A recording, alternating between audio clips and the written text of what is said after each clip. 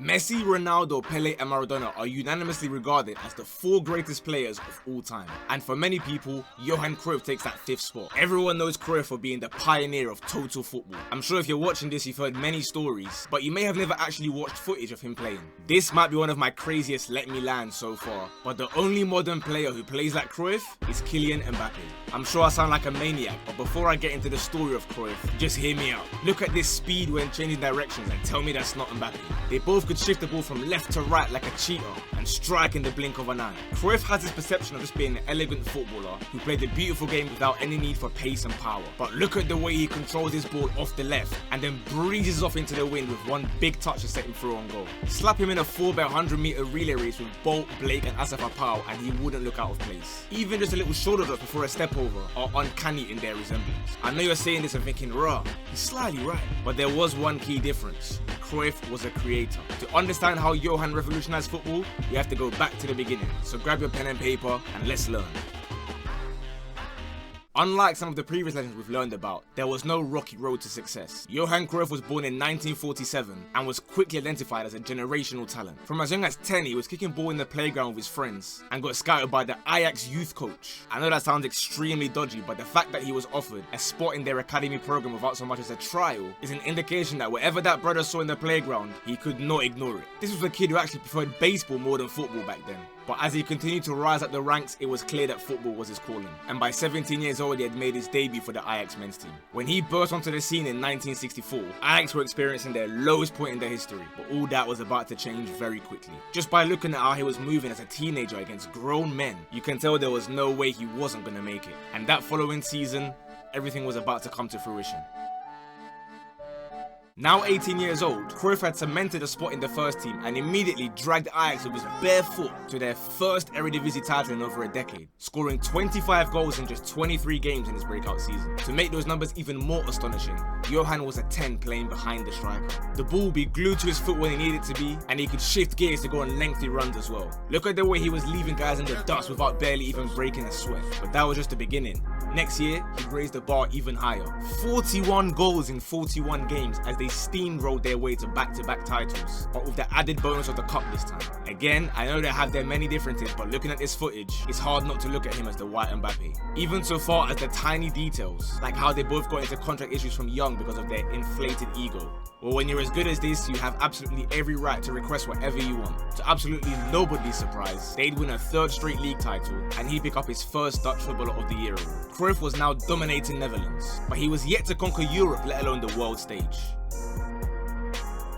The 1968-69 season was the first time they failed to win the league title, despite him bagging 34 goals in the Footballer of the Year yet again. But this was just a minor setback, because immediately in the following season, they went back and won the league and cup double, with Johan accumulating 67 goals and assists in the process. Unfortunately, they were sent packing in the European Cup final by a ruthless Milan team who slapped them 4-1. But then at long last, in the 1970-71 season, he took the continent by storm as he finally won his first European Cup, which was closely accompanied by the illustrious Ballon d'Or. Somehow, someway, this absolute freak was pushing the bar higher and higher with every season.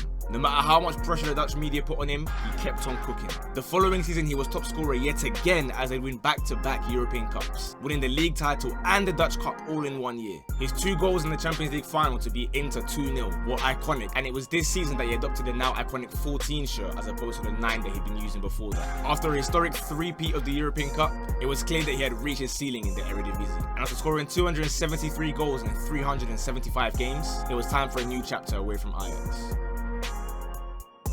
Barcelona won the race for Johan, paying a then world record fee of approximately $2 million in 1973. The Catalan club were without a league title for 14 years, so can you guess what happens next? Yep.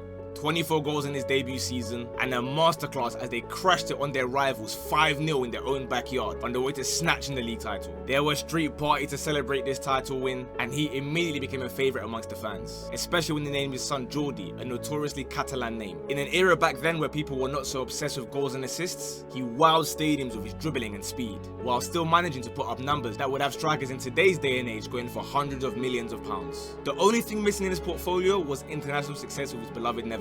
Why wasn't Johan Cruyff able to replicate his monumental success at club level and carry it over to the international scene? Analysing their 1974 World Cup performances will give us a truly fascinating insight into their shortcomings.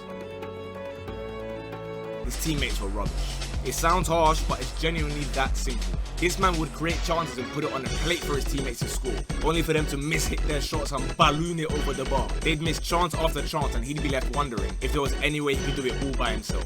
If I tell you this was their first World Cup since 1938, it's now pretty clear to see why. People often felt like he was above the team, even with just small things, such as having his own custom 14 shirt with 2 stripes, instead of Adidas' usual 3 stripes, because of his contract with Puma. Over the years, since his first international red card in 1968, he had done his best to implement a total football style of play with his teammates. A system where players freely rotate positions and have the ability to occupy each other's roles to allow a more fluid and unpredictable style of play while still remaining organised. It seemed to finally click in that 1974 World Cup, where they dunk on Argentina 4-0, eliminate East Germany, and even send the defending champions Brazil home packing, as Johann's 3 goals and 3 assists that tournament got him a spot in the final. It seemed to all be going to plan as he dominated the first half and win a penalty that would see them to go 1-0 up against West Germany. But by the second half, he'd been identified as their main threat, and he was completely marked out the game as West Germany completed a comeback to win 2-1. At just 27 years old, this was to be his final World Cup, as he'd retire internationally in 1977, after becoming disillusioned with the sport following the attempted kidnap of his family during the 1976 Euros. At club level, after an incredible start with Barcelona, the goals continued to flow, but the trophies did not. They won one singular title in his 5 years there, as well as a Copa del Rey in 1978 after a few trophyless years. He had some iconic goals like this impossible goal against Atletico Madrid, but ultimately, Madrid were just too dominant in that era. He retired in 1978, but after getting finessed and scammed in a few farming investments, suddenly had no money to provide for his family. As a result, he'd moved them all to America, where he joined the LA Aztecs and learned all about maximizing sponsorships, as well as delving into a bit of coaching here and there. He obviously won Player of the Year in his one season there, before spending another year in America at the Washington Diplomats. In 1981, he decided to head back to Spain with 2nd Division Levante, where he'd make his debut against Palencia. And no, that's not a Penaldo Pessi troll name, that's an actual team. He sadly suffered a string of injuries that would prevent him from carrying them up to the Primera Division, and so his contract was not continued. So he went back to chill with his Washington Diplomats for another little spell, before returning home to the Netherlands. Despite coming back as a technical director to a struggling Ajax, he ended up playing again and got them back-to-back league champions between 1981 to 1983. He even had the time to score that iconic penalty, where he tapped the ball to Jesper Olsen to do a 1-2 before scoring himself. Even though he was a legend, Ajax did not offer Johan, now in his 30s, a new contract. It left him furious, and being the kind of guy he was, he said, okay cool, I'm going to our biggest rivals final, where he'd link up with Ruud Gullit to win them their first league title in over a decade, as well as a cheeky cup to complete the double. In a sheer act of defiance, he'd actually play every game bar one, just to show Ajax that he wasn't some washed up old man. Now he could happily retire on his own terms when he deemed himself ready. The 3-time Ballon d'Or winner made amends with his former club, and will go on to revolutionize football with 3 years as Ajax coach, where he'd scout guys like Bergkamp and Van Basten, before spending 8 years at his other former club Barcelona, completely changing their life and implementing the foundations for La Masia and the entire club that we know today. I could go on and on for an hour about him as manager, but today's lesson is just about him as a player, so this is where we're going to call it. Hopefully you guys have learned something new today. If you have, please leave a like on the video, comment who your top 5 footballers of all time are to see if he gets in or not, and subscribe for a new lesson every Monday. Class dismissed. Bosh.